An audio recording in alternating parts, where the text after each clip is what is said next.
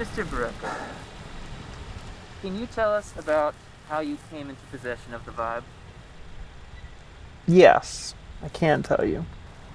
I remember my dad driving a decent ways back in like 2007 to buy this specific car. He had read that these were reliable, and this is like the barest sort of trim package you can get for this thing, which is why it doesn't have electronic windows or like a USB port or anything like that. And he was very excited to find such a stripped down and cheap version of this car. I met Aaron on sets, like a bunch of different sets in a row, and I'm pretty sure that is when I first met the car. Yeah, the vibe is like for college.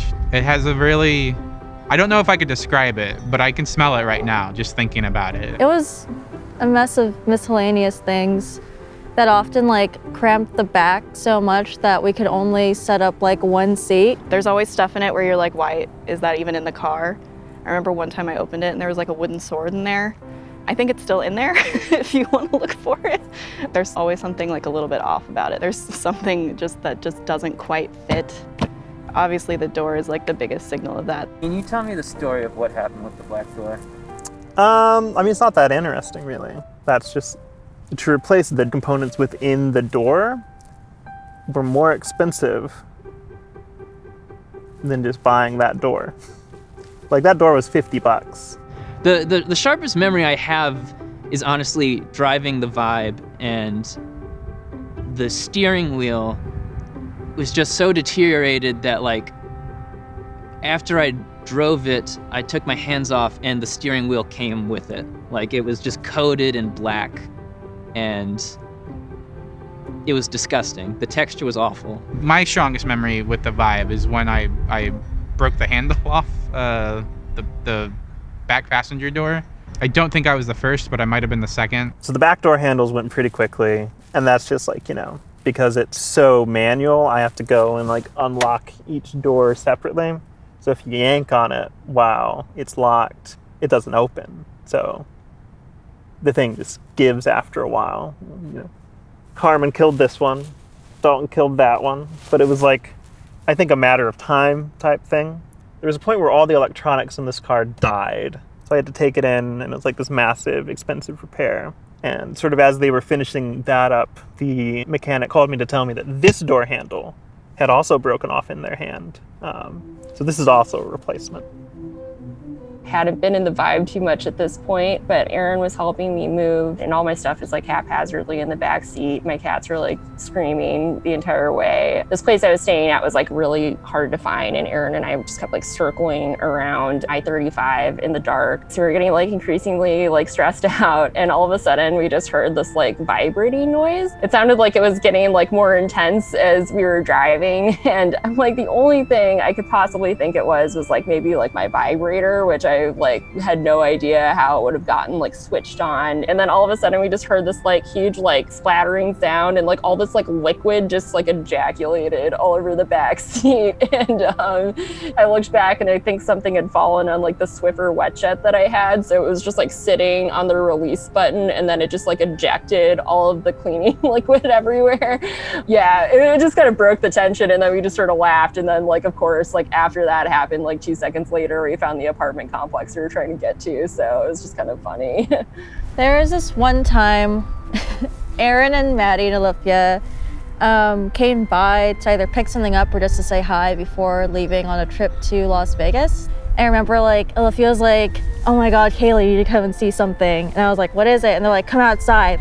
When I walked out, I looked inside the car and it was just like cleaned the fuck out. It was clear as day. And this was like really sweet because this is around the time that I think Aaron and Maddie had just started dating.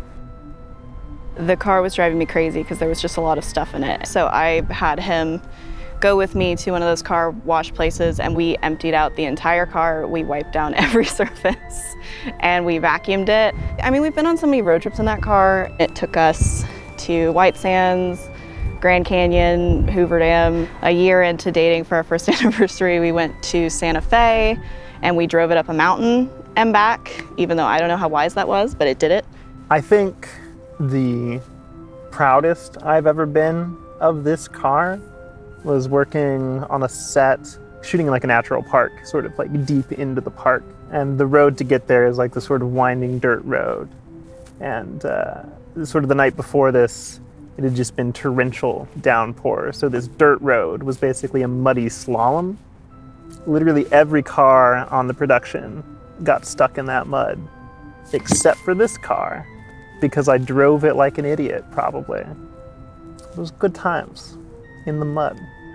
I don't know. I have like a lot of love-hate relationship with the Vibe because it is also, for all effects and purposes, feels like my car, and it just always has something wrong with it, but it also has not really let us down yet, except that it needs to be fixed and is too expensive for us to want to fix.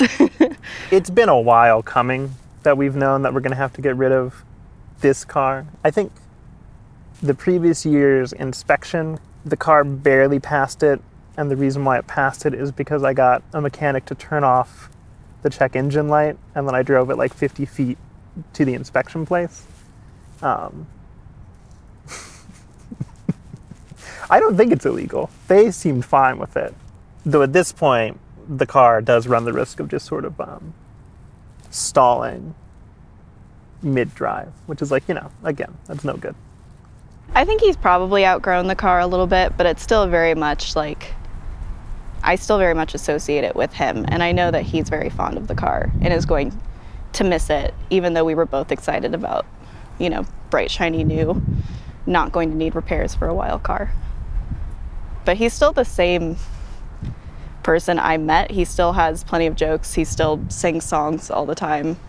And he's mellowed and maybe like changed his mind on some things here and there about what he wants to do, what he wants to be, but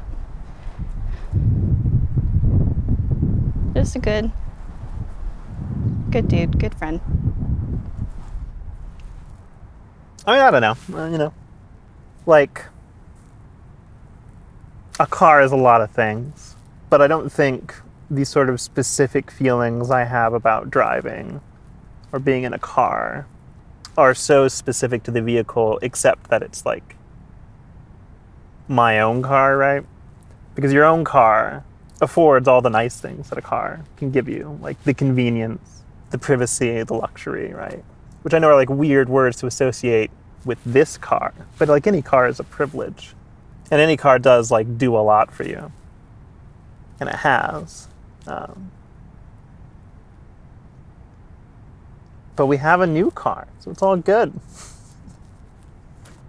Though speaking of, if either of you would like to buy a very used Pontiac Vibe, you can put my number at the end of this.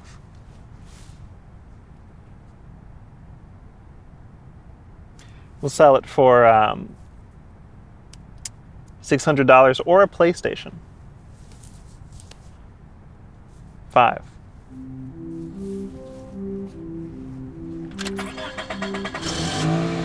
Thank you very much, you sick puppy. Bye, buddy. I'll miss ya. Vibe, your hygiene was a little lacking, but despite that, I really enjoyed my time being inside you.